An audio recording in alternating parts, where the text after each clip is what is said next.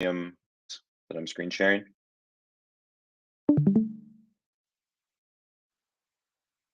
Incredible. Aramson is the best class student right now. Concept like that. Hello, everybody. Welcome to the first HackSecret workshop of HackSecret 2024, where we're going to be learning how to do private cross-chain voting today with Secret Network and Polygon testnet. My name is Shawnrad. I am a developer relations engineer for Secret Network, and I'm really excited to be doing this workshop because I entered the Web3 space by first building on Ethereum and then finding my way to the Cosmos and then eventually to Secret Network.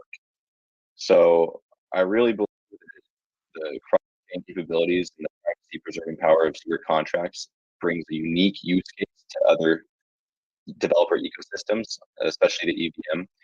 And I'm really excited to be demoing this today. Kind of my journey into the privacy space is that, like, I did HackFS. I think it was like the summer of 2022. It was a month-long virtual workshop, kind of similar to what's happening with HackSecret right now.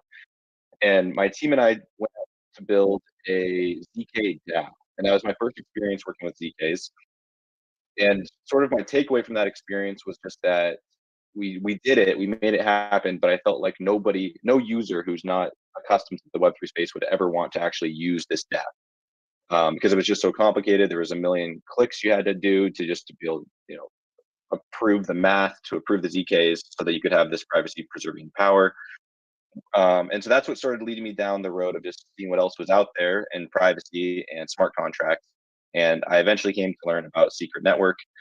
And so what we're going to be doing today, let me actually just show you this Ethereum virtual machine developer toolkit. If you go into our secret docs, and I'll link this in Discord right now in the chat, this is the EVM toolkit, and this is sort of the source of truth for everything you want to be doing with the EVM. And there's 4 pieces to it, which there's a getting started section, and then there's the 3 pieces that the getting started section sort of lays out. So the 3 components to the EVM toolkit is 1, there's Axelar general message passing.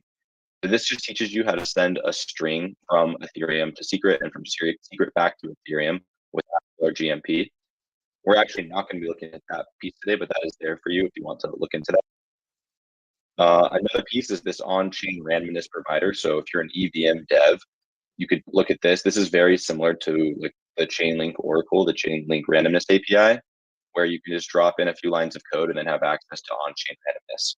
And if you've ever worked with Chainlink before, I really recommend checking this out because this is faster and cheaper than Chainlink, and you only need a few lines of code. That's really exciting for EVM dev, I believe. But what we're really going to be looking at today is this shared secret cryptography. And what that means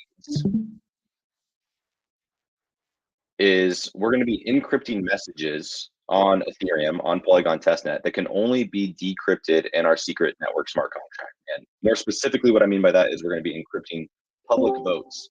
So the votes and the proposals that we're going to be taking will be on chain or in a Solidity smart contract on Polygon testnet. But all of the votes going to these proposals are going to be encrypted, and they can only be decrypted with a secret network smart contract. And the way this works is it's with something called an elliptic curve Diffie-Hellman key agreement protocol. And what this means is that we have 2 sets of elliptic curve public-private key pairs, which allows to establish a shared secret over an insecure channel. So we generate a public and a private key pair in our front end for our Solidity contract, and we also do the same thing in our secret contract. And then we create a shared secret between these 2 contracts using those public and private keys that can only be used to encrypt and decrypt the messages being sent in and out. If you've never worked with this key exchange protocol before, don't worry, we're going to be going through it step by step, and we're just going to be using it in a very practical way, and I think it'll make sense if we actually dive into the code. So one thing I want to show you before we dive in is just like an actual full stack app example of what this looks like. So again, we're just looking at our EVM developer toolkit docs. We have this section right here, EVM confidential. And this section of the docs is what we're going to be going through today, step by step. And it also includes a live demo that just the exact code we're going to be working with. It shows it pushed to Vercel, so you can see like what this would actually look like in a full stack app environment. So if we open this up and connect our wallet, you can actually look at this right now if anybody wants to vote right now for fun. Let me link you in the chat. The only thing is you just have to have Polygon Mumbai, the Polygon testnet, configured in your MetaMask wallet to be able to play with this. So I'm just going to post this here. And if you want to use that and create a proposal, anyone can do that, and it will update live right now for us. So the way this is designed, the way these smart contracts are designed, is that you can create a proposal. So we can say like, are we doing a live workshop? And then this is just how many wallets are required to vote before the proposal moves from an open proposal to a closed proposal. So for this example, I'm just going to do one. We submit the proposal, confirm the transaction. And so all this step right now, what just happened, what we're going to be looking into is we created a new proposal, and that proposal just exists in our like testnet contract, right? So once this transaction is successfully submitted, it should move over into this open proposals category. We'll see. So the network was kind of slow. All right. And then on the back end, there's just like an event that is being queried each time a new proposal is emitted. All right. So are we doing a live workshop? We're going to vote yes. So this is the first time that secret smart contracts come into play, but you would never even know this as we vote on this proposal. What's happening is we're using the public key from our secret smart contract in order to encrypt this proposal. So we're going to vote. This vote is going to exist on chain on Polygon testnet, but it's an encrypted vote, and it can only be decrypted with our secret network smart contract. So we say yes, confirm. I was hoping someone in the chat would be doing this with me, because it's really fun to see live just other proposals randomly pop up from across the world. It's really cool. All right. And now we can decrypt this vote. So I just voted yes. Are we doing a live workshop? And now what's happening right here on the back end is a secret smart contract is being executed in order to decrypt the vote.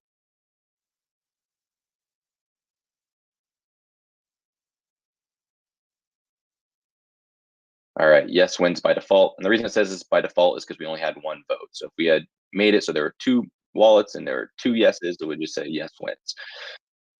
All right, so pretty cool, right? Like you would never know we're working with a cross-chain ecosystem, that we're working with a Polygon smart contract and a secret smart contract. And now we're going to dive into the code to see how this is happening. Armson says, is the workshop going to be recorded? Yes, this is all being recorded. I think it's being streamed on Binance right now, as well as DoraHacks YouTube page. So if anybody needs to leave any moment, know that it is being recorded. Also, like if you want to go more in depth to what we're looking at today, you will be able to like replay the video and watch all that. All right.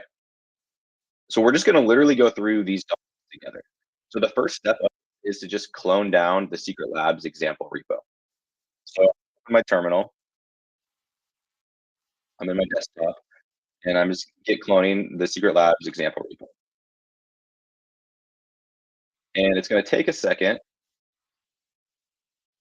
because let me just show you guys that this exists. This is what we're actually cloning down right now.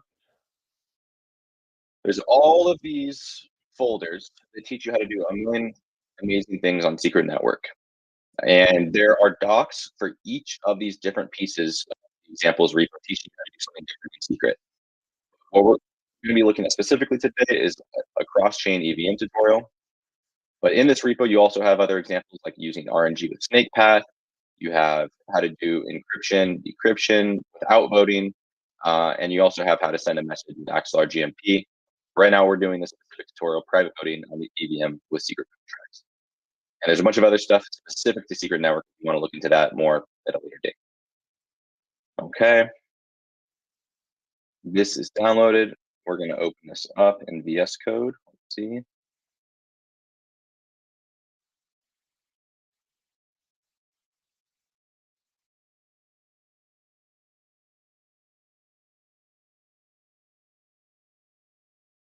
All right. So you now should be able to see my Visual Studio Code. And this is just the examples repo. It's opened, and I just opened up the EVM confidential voting folder. That's what we're looking at now. Oh, somebody said, please drop the repo. Give me one second. Let me just, okay.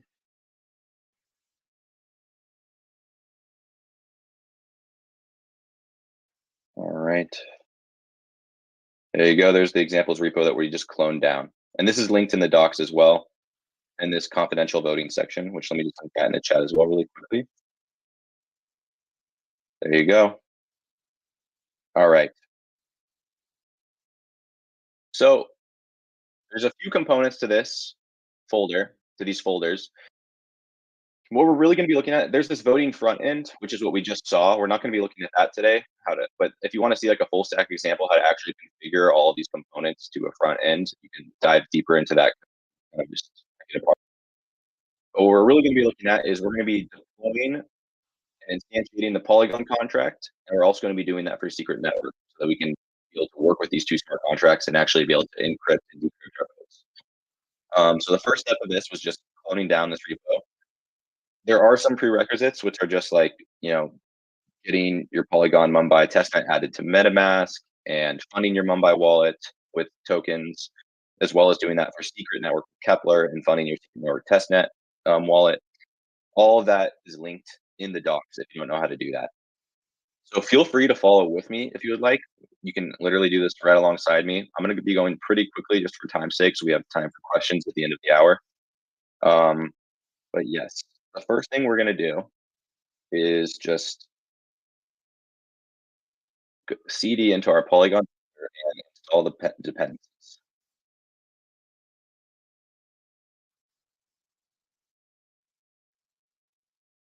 And if you look in here, what we have is we have our contract. It's a pretty simple smart contract.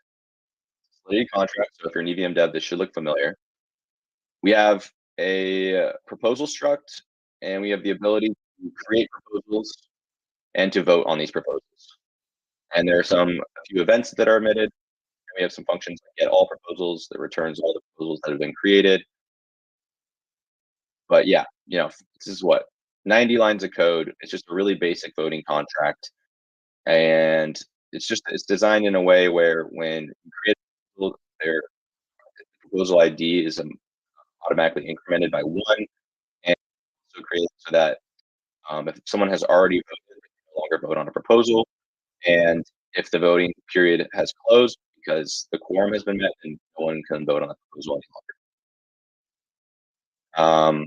All right, so we installed our dependencies. To work with this, there's a few environment variables we have here. This is all testnet stuff. You just need to make sure that you have your Infura API key configured for Polygon testnet. That's pretty much the main thing you need to have in here, and then just the private key of your test wallet for EVM, as well as the mnemonic for your secret. And then we're going to be creating all these other variables now during this tutorial. And all right, so the first thing that we're going to do is create a public and a private key for our EVM front end. So that way we can encrypt, we can generate the shared secret between our Polygon contract and our Secret Network smart contract. So what we're going to be running is just this script right here, create keys, now that we installed the dependencies. So this maybe looks scary, but all it's doing is just some JavaScript code that's working with a library that generates our public and private key pair, and it automatically saves it to our environment variables. So I'm just going to run that create key script, and what we should see is that those keys just here. Awesome. So now we have our public and our private key pair generated for our EVM contract. Now the next step is we need to do the same thing for our Secret Network smart contract. So I'm just going to cd into the Secret Network folder. And the next step is I'm just going to compile the smart contract. And the way you do that on Secret Network is you just run this make script, which is make build mainnet. And if that's unfamiliar to you as an EVM dev, let me just show you. We have this make file, and when I say make build mainnet, all it's doing is running this script in order to compile the contract and return a WASM file, which we're going to upload to the blockchain. So right now it's just going through all of our dependencies and compiling the contract. And if you want to see what the contract actually looks like underneath the hood, it's in this source folder inside of Secret Network. Pull it open, and it can just do two things. Literally, all it does is it creates our public and our private key pair, and then it decrypts votes, the votes that we have on our Polygon smart contract. And the way it does that is by taking the public key that we just generated for the Polygon contract and the encrypted message, which is just this vector, this array containing hex strings of all the votes that we make on the Polygon contract. I'm gonna take 1 second just to chat, see if there's anything I'm missing. I'm gonna take a sip of water. Does anyone have any questions so far?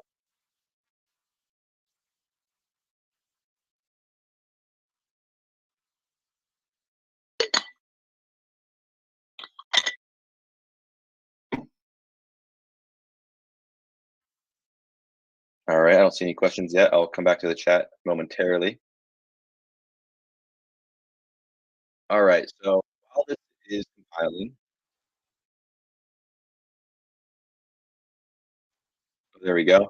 So our contract is finished compiling, and once that happens, if you're following along right now with me, you will now see that contract WASM file here in your secret network folder. So when I open this up, that's outputted here, and now this is the actual contract, the compiled smart contract that we're going to upload to Secret Network testnet. And it's super easy. So if you've never done this before, we've written these ready to go scripts for you so that you can literally just do it in one command to your terminal. So all we got to do is just cd into the node folder. And here we have a few of our scripts and node index. I should rename this to node deploy. I've gotten that note before and I'm going to do that. But this is where we deploy and instantiate our smart contract. So let's see. Okay. Let me see something really quickly.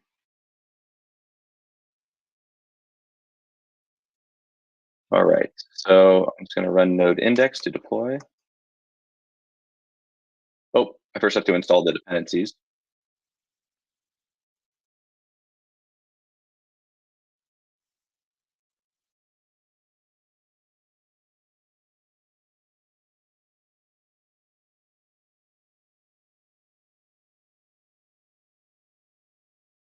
Great.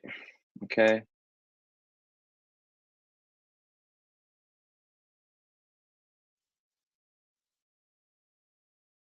Look at that. This means the code ID means that this is the 4001st contract that has been uploaded to the Secret Network testnet. Pretty cool. A historic day for Secret. We reached 4,000. All right. So it returns the contract hash and the contract address. So let's just add that to our environment variables really quickly. So I'm gonna add that in here because we don't want to work with an old contract. You could if you wanted to, but I just want to show this as just a fresh example that we're doing this contract that we've just uploaded and instantiated. All right, so now we have access to our secret contract and we can work with that contract. So the next step is to actually execute the contract in order to create our keys. And like I said, the contract only does two things. It creates keys and it decrypts votes. And so what we're going to do right now when we run this create keys script is we are just creating our public and private key pair. And the private key stays stored in the secret contract so that nobody can ever see it. It's inside of this trusted execution environment on secret, and not even the contract can query the private key. It's forever locked away. But what we can do is we have this query function that returns the public key down here so that we can use that to generate our shared secret in order to encrypt our votes. So let's do that really quickly. So I'm just going to run create keys.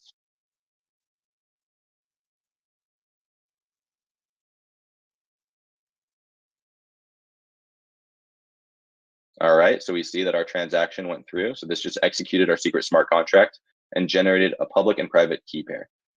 And now if we just say node get keys, it should return our public key. Great. That's the public key. I'm gonna save that back into our environment variable. This is our secret public key here. And if you want to actually just like look at what those JavaScript functions look like, this is just using secret.js in order to execute the smart contract. And it's just this tiny function. We're literally just calling create keys and then get keys. So we're just calling the query function we already wrote. So these functions already come pre-written in our secret contract. And this is just, I want this just to be a template for you guys. So feel free to just dive into this contract and update it to your pleasing. Because like right now, this is just created in a way in which we're doing like yes or no proposals, but you can do whatever. The sky's the limit. Whatever you can imagine, you can build on secret. Okay. So now we have our secret contract uploaded and instantiated. We've generated our public and private key pair on secret. We've generated our public and private key pair for our Polygon contract. The next step is just to compile our Polygon contract and then to upload it to the blockchain. And I think it might have already compiled it. Let me just see here. I'm going to run hardhat compile. All right, nothing to compile. So that means that it's good to go. We can deploy it to the blockchain. So we're going to deploy it to Polygon testnet.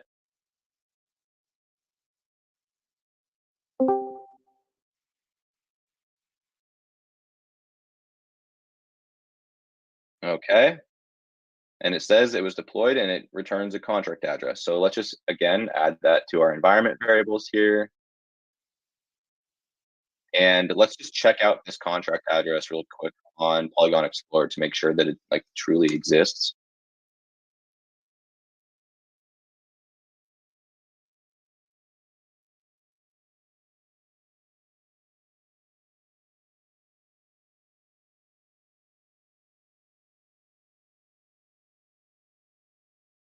All right, there we go. We have this contract creation. I'm checking the comments really quickly. Will compile on Polygon testnet first before compile on secret testnet. I'm not sure I understand your question, Arms. You could upload the Polygon contract first. The order doesn't matter. The only thing that matters is that before you encrypt both, you've already generated the public and private key pair for both contracts. That's the important key here. Okay, so we got this contract. We're going to come back to Polygon Explorer in a second once we've actually executed the contract, and so we can actually see our encrypted votes on chain. But before we do that, let's create a proposal in our contract. So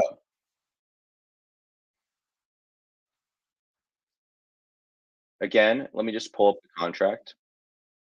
This is our create proposal function, right? All that it's doing is we describe the proposal and we describe we're just going to do a yes or no proposal, and we describe the number of votes required to meet quorum, which means that then the amount of votes until the proposal closes. So we store the proposal to the contract, we increment the proposal ID, and we emit this event that the proposal was created.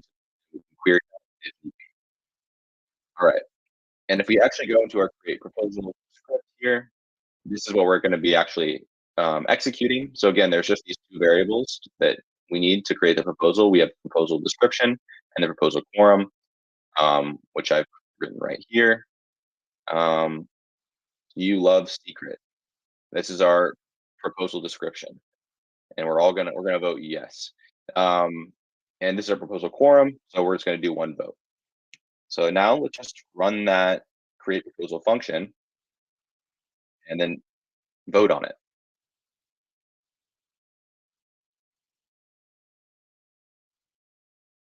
Okay. And just as a side note, like if you're a secret dev who's listening, who's never worked with EVM before, just being able to go through this repository is a great way to learn how to set up boilerplate EVM code to work with EVM smart contracts. Because like a lot of this stuff, like using others and things like methods like get contract factory, this is boilerplate that you'll see over and over and over again, just with second nature. All right, so we generated our proposal successfully. Now what we can do is we can query that proposal by running this query proposal ID function. And this will return the proposal for each proposal ID. So like I said, the contract is written in a way where the starting proposal ID is 1, and then every proposal we create after that is incremented by 1 automatically. So we just want to just query the proposal we just made, which is proposal ID 1. So let's see that that was successful by returning the script. So we're going to run query by proposal ID.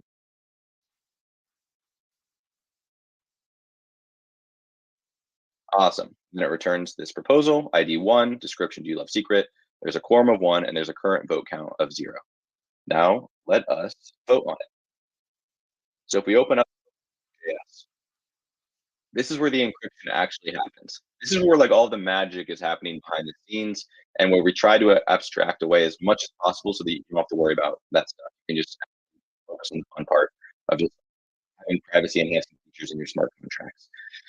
So if we were to like look behind the scenes, what's actually happening here is we have this encrypt function that's being imported from encrypt.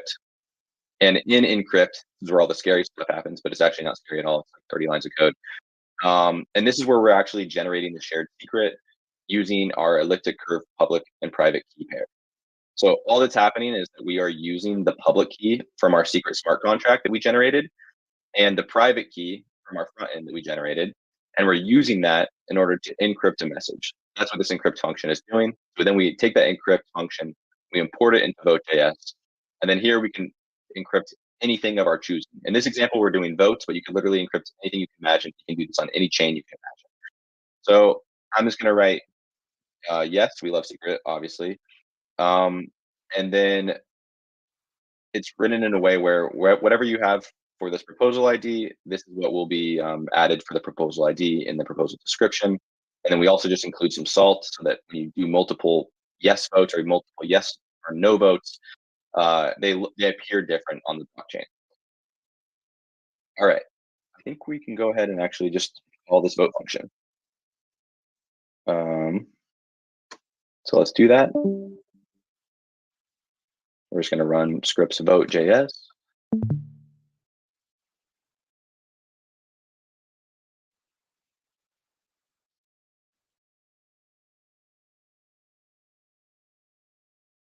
All right, so it was executed successfully. And the incredible thing about this is all happening as quick as the Polygon block time. So that's how fast you can be able to actually, have people working with your voting contracts. I just want to see something for fun. Let's just run the query by proposal ID script again and see if the vote increment went to 1. Cool. So now our vote count is 0 or is 1. Previously it was 0.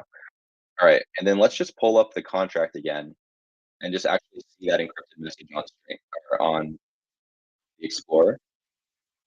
Great. So now the contract we created has 3 transactions. There was the initialization of the contract, there was the create proposal, and then there was the vote.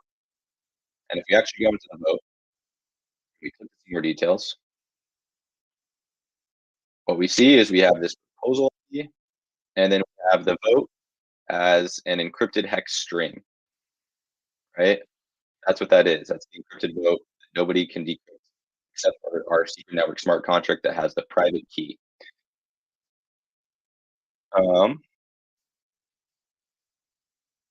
Now let's do the decryption.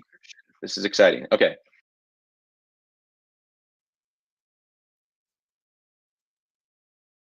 I just want to make sure we get through the entirety of this tutorial, and then I will come to the questions at the end in the chat.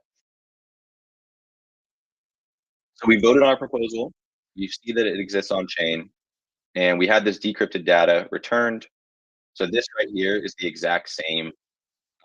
This UN array is the same thing that we just saw in the encrypted hex string. Like if you just like ask ChatGPT to convert this to a hex string, you would see the hex string we just saw in the Explorer. All right.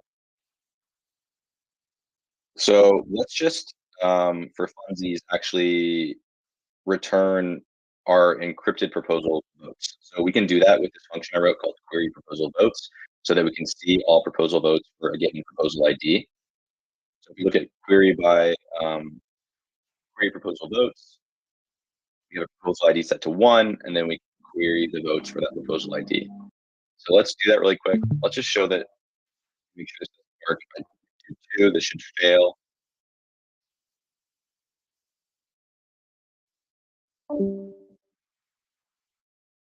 All right. Even better. Just shows an empty array.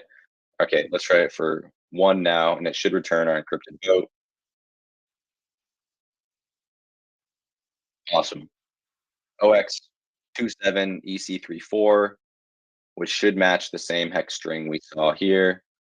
Here we go, OX27EC34. Very cool. Still feels like magic. All right, now let us decrypt that vote. So if we go into the decrypt.js function, and you'll probably notice a common pattern in the way these JS scripts are designed, which is that all of them kind of rest on making sure that you write out which proposal ID you're actually referencing. So if you do this and you're working with multiple proposal IDs, just make sure that you update it each time. And if you want to see an example of how like we work with proposal IDs that get incremented automatically with the front end, you can again go into the front end code here, the voting front end, and see how I did that for that full stack DApp that we looked at the top of the call. All right, so now let's vote, or let's decrypt these votes. What's happening here is we query the encrypted votes for that proposal ID. So we return this exact thing, this string right here, this hex string. We return that. We pass that to our decrypt function, and then we return our decrypted votes. Once the decrypt function decrypts the hex string, it then returns all decrypted votes that exist. And if we go into decrypt, let's just look at that function really quickly. So we're actually pulling this in from our secret contract functions. Go back into that.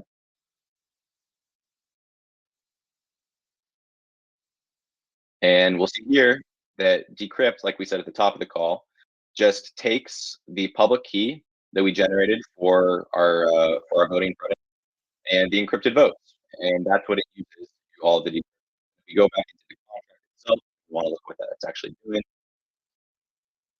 Here's the function in all its beautiful glory. And what it's doing is it's loading the key pair from the contract. So it loads the public private key pair. And again, the beauty of secret contracts is all happening in this trusted execution environment. So we're able to load the private key for the secret contract, but it all stays, inside of this black box where it's happening, and nothing's happening like it can be seen on chain. So we load the public and the private key, and we use the private key of the contract and the public key that we pass for our front end in order to encrypt, or in order to decrypt votes rather, and then we return those votes. So let's do that.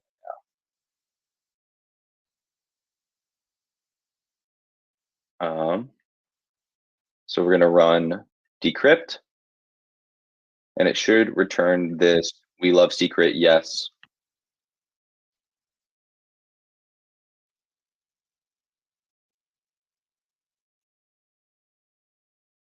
Awesome. So if you notice there for a second up top, it said decrypted votes not found. That's because in this async function, I guess it like queried before it had been decrypted.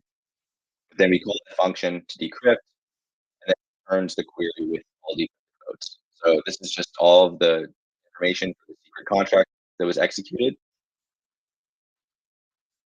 and then it returns the query with our decrypted votes, and we see our answer yes for proposal ID 1, description, do you love secret, with was for that message. All right, this is the tutorial. We did this in like 30 minutes. It's pretty amazing. And as you see, everything that's happening here, we're just querying the EVM contract and then passing those queries into the secret contract. You could also do this with an Axelar GMP implementation. If you want to go through those docs, learn how to do that. The reason we chose this method for this example was because voting is something that is oftentimes time sensitive. Axelar usually takes about 3 to 5 minutes for a transaction to go through, and it costs a lot more with gas. This costs the gas just as much. The only fees you're paying for is the gas on like Polygon, testnet, and secret, which is like infinitesimally small. It's like cents to the dollar, or even fewer than cents. And the amazing thing about this is that if you understand what we're doing here, you could take this and you could do it for any chain, right? And you can also do it for any other blockchain ecosystem. So what we're really excited to see is just for hopefully this is opening your minds to ideas in which you can take this and then do it in other ecosystems, other chains, and just expand what we have here.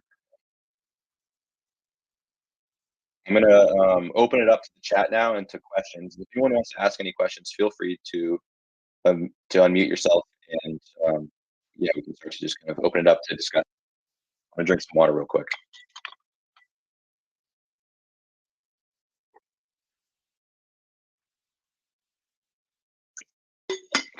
Getsen says, super amazing cross-chain wizardry. I agree. It's magic. You guys, we're at such an exciting time for blockchain development. It's amazing. Like, the space moves rapidly. When I was like building on the EVM in the summer of 2022, this sort of thing would have been unfathomable. This is what I always wanted to be able to do. It's being able to, on the EVM now, we can have privacy capabilities in a way that is extremely accessible and composable. Anything you want to make private, you can do using secret contracts. Totally right. Oh, yes. Yeah, I was just going to say that I've been going to ETH conferences for years, and people get up on stage and like, "Oh, we could do this, this, and this, but we don't have privacy." And it's going to be nice to do the conference circuit and just be like, "Hey, did you know that actually Secret has got this capability now?" Yep.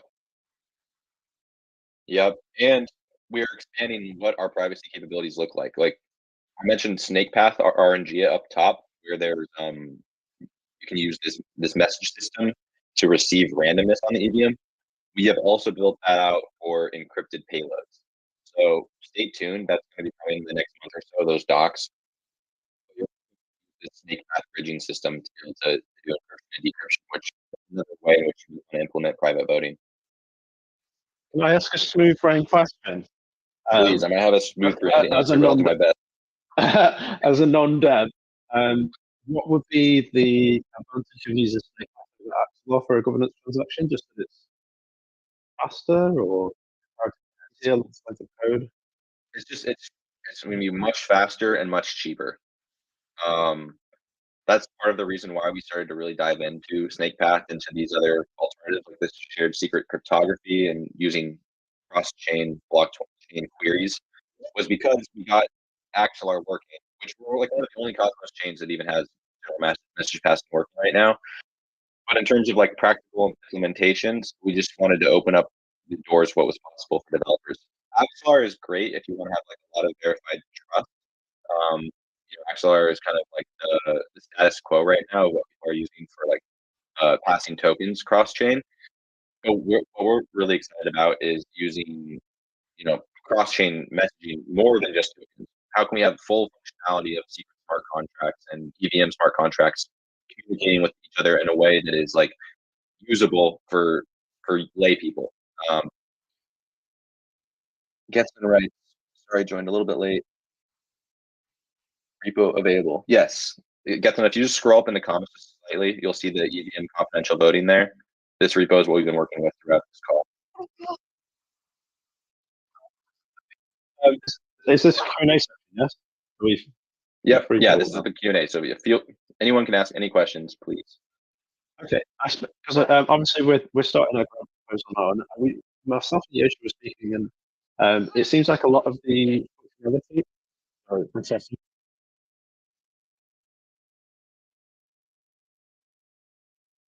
We got an angry baby that wants milk here. Yeah, it seems like it would be good to build out a lot of features on using JS, that kind of thing. And it seems like SnakePath would be the fastest, cheapest way to go for the private governance piece. So, when did you say the deadline was for the docs on that? Like, when would it be released? And how can we get a jump on developing that now? Yeah, I can definitely talk with the secret team. It's there's a lot of things on our plate, just figuring out how to prioritize and just. But I think I'm sure within the next few weeks to a month, those will be live. The main difference for anyone listening in terms of like what that privacy will look like versus what we just looked at with cross-chain queries is SnakePath. It's a lot more set in stone in terms of what you can actually do. It's sort of like we build out the SDK and you have access to it. If you like are like have someone who really can get underneath the hood and go through that code and figure out how to customize it, and there's a lot of other things you can do too. But in terms of like what most devs want to be able to do is just like encrypt a message easily and then have like a lot of just composability with like what you actually do with that message. This is like what these docs are showing that I just showed today. You can use this and then plug and play and be able to do anything you really want to do. Whereas Snake Path is more regimented in what you have like the ability to do, but it's designed in a way that is like really elegant, and sets up this whole bridging system for you that's just like working underneath the hood. So there's like less overhead you actually have to do if you're excited about the way it's designed. Main thing from our perspective, obviously we're doing a DAO tooling, so keeping the cost down for governance transactions for people would be really attractive. What's the difference, say, for like, let's say we're doing a private governance transaction using Axelo, what would be the cost difference do you estimate for Snake Path? Like, what would be the percentage saving? Yes. So Snake Path and what I just showed just now, the prices are comparable, but these two options compared to Axelar, it's like a difference of like, I don't know, 100 times. Like it's like 0.5 Matic versus like 0.0005 Matic per transaction. Okay. Okay, so definitely want to be using Snake Path then. Yes. Okay. Okay, cool. I mean, we want devs to have all the options, but like if your primary concern is cost, then probably you would not use Axelar for cross-chain messaging. You would use Snake Path or shared secret cryptography with secret queries. Yeah, I'm just imagining a situation where you've got a huge DAO, lots of holders, lots of people voting. Like the voting cost for that, you wouldn't be, 0.5 Matic per person. Right. It would be astronomical. Right. I mean, it's still so little, like comparatively, because like Matic isn't that expensive. Like for example, for me working on testnet, building these examples out, it actually is a lot because it's like hard to get 0.5 Matic. So it's kind of crazy that like you exhaust all of your testnet resources with like one or two transactions. Whereas with these other examples, it's like you can just go and go and go. So we need to build our product with that in mind now, I think, so that we can integrate Snake Path, and then obviously, we'll open source the integration as well. So that'll be the docs for everybody else to use. Oh, okay. Amazing. It'd be incredible. Yeah, and I don't want to dissuade people from checking out Axelar because it is really, really cool. Like this is a really the token swaps. Yeah, for token swaps and DeFi purposes, of course. The ability to like obfuscate your wallet addresses and funds from the eyes of everybody on chain is awesome. Yeah, as you're doing DeFi, and also like if you're a big investment fund as well, actually your strategy as your IP allows you to protect that. Right. I'm sure there's use cases like, or if you have like a DApp where it requires fewer transactions, like maybe you just want to, you have something on the EVM, you just want to save privately, and you only have to do it one time. Like that could be a case where like Axelar could be a really good use case. There's tons of use cases, but I don't want to dissuade anyone from actually checking out these docs because this is a cool way to learn how to use messages between Secret and Ethereum.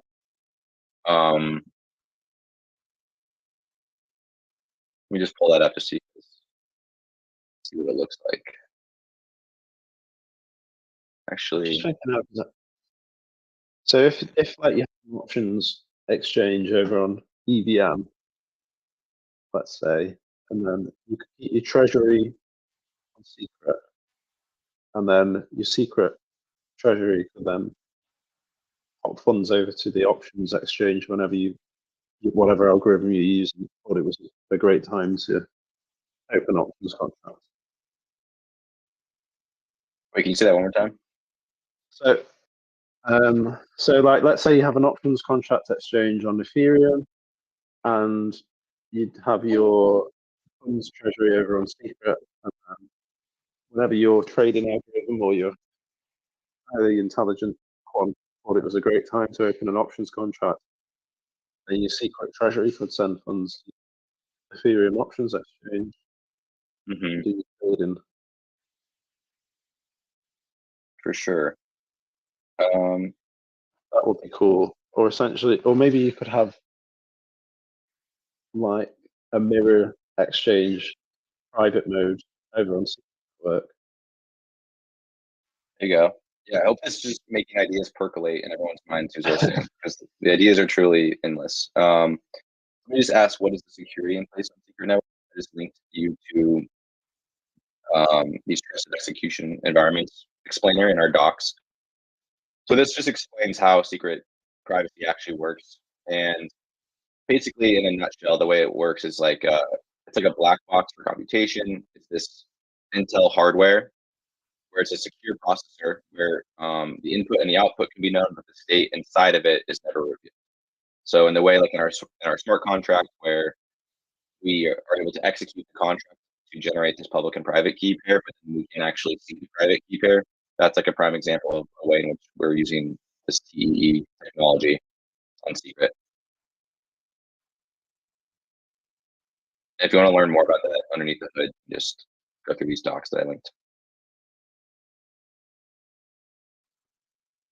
Network reliability of both Ethereum and Secret Network pose challenges.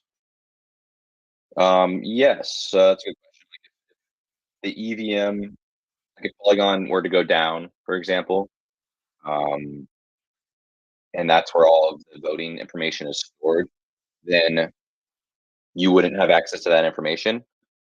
But like again, that's like another thing where you could design an implementation that works around that. Like every single vote you make, you could add an additional transaction in your secret smart contract where everything you do on the EVM contract is mirrored in the secret contract, but with just additional privacy preserving capabilities. So you could, every time you store, you vote and store that on chain on the EVM, you could also have that the secret contract. Somebody wrote on the front end, how is access restricted or allowed to decrypt? What is the access control? So the way it works currently in this example, the access control is all defined by having access to the these public and private key pairs. And right now it's pretty unrestricted. Like any wallet who has access to these public or private key pairs could use that. You could also program it in a way in which like only a specific wallet who has access to the public or private key pairs would be able to actually do the encryption or decryption. But right now, anyone who has access to those key pairs can use that. So like in this example, right, only the developer would be able to access like the secret contract because we have these environment variables we have stored privately. Obviously, we're sharing them right now on the call to explicate the design, but right now it's kind of like Wild West. We have as much access as possible, and then it's the hope is that you see this and then can start to take away access as you see fit and have more privacy in your application. Like something you would probably never want to do, for example, is like we make it so that a secret contract can then query all of the votes. But maybe you don't want to do that. Maybe you want to make it so that only a piece of the votes can be queried, or like only a specific wallet can query the votes that have been decrypted.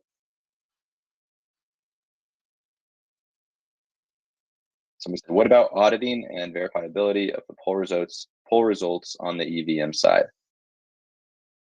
So I guess just on top of mind, like in terms of like verifiability, that was one of the reasons why I wanted to just show that like actually let's just do something for fun. So to prove this concept, right? Because the the only way we can decrypt the votes is if we have the right public and private key pair, and also if the encrypted votes are like the exact right hash string, right?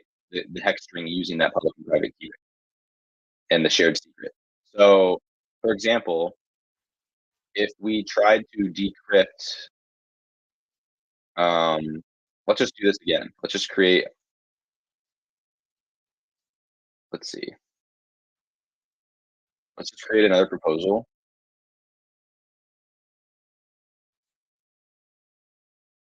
Create proposal.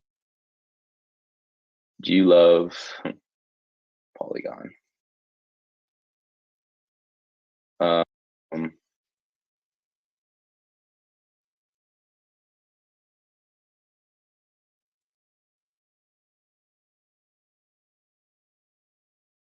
okay, and then let's vote on this proposal. So we're going to vote on proposal ID 2 now.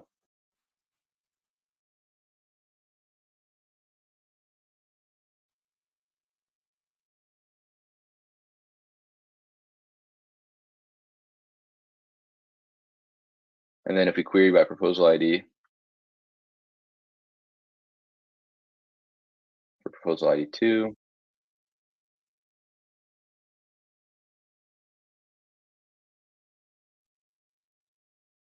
okay.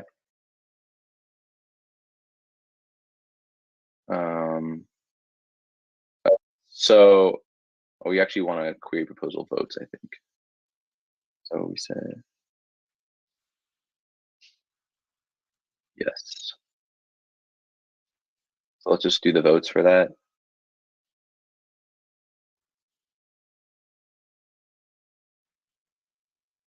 So one thing I just wanted to show us on this call was just like, for one,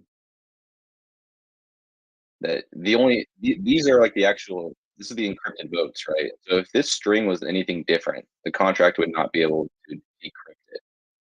And again, like we can look back into the actual transaction on the contract. We'll see now we just voted it again. So this is our vote function. We can verify that this should be the same, OXAF2, OXAF2. So now just for fun, let's just like try to decrypt this with a slightly different string. So let's just like taking this. How do we do this? I'm trying to remember. Decrypt.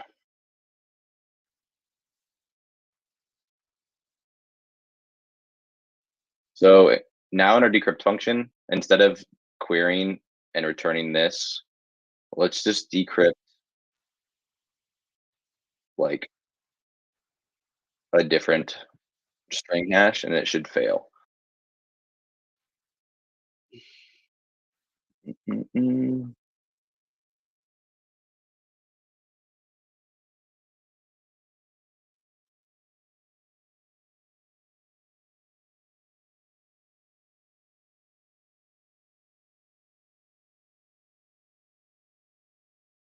Let's see.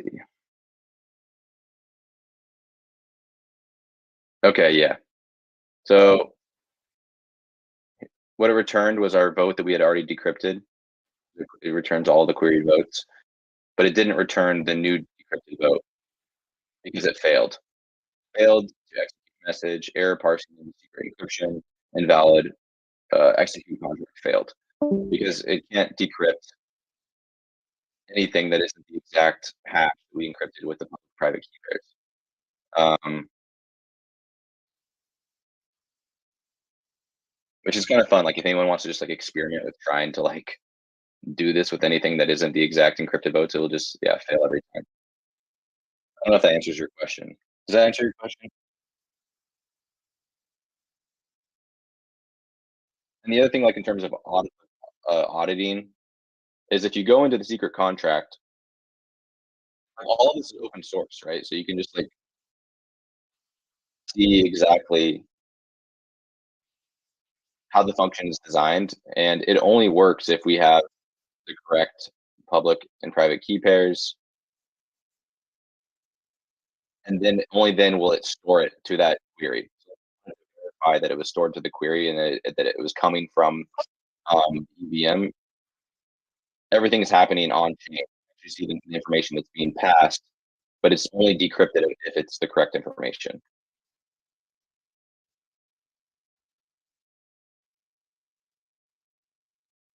All right, we're at the top of the hour. I actually have another developer workshop happening right now.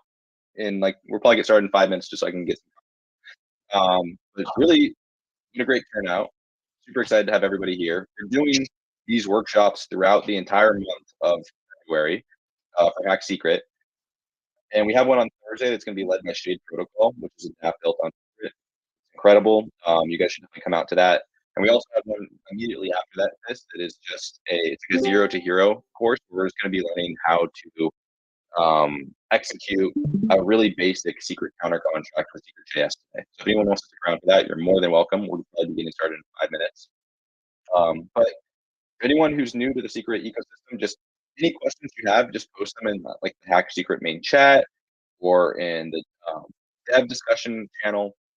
And someone from our team will be sure to get back to you. There's no dumb questions. And we're super excited to have you here to be learning and building on Secret and to just figuring out ways in which we can expand the EVM and the Cosmos.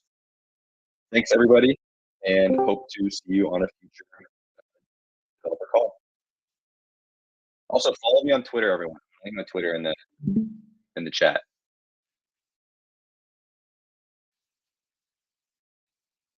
This is where you can get alpha for Secret Network.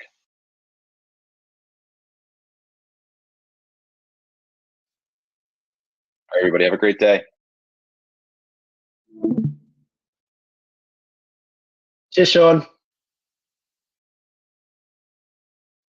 Look forward to the next one.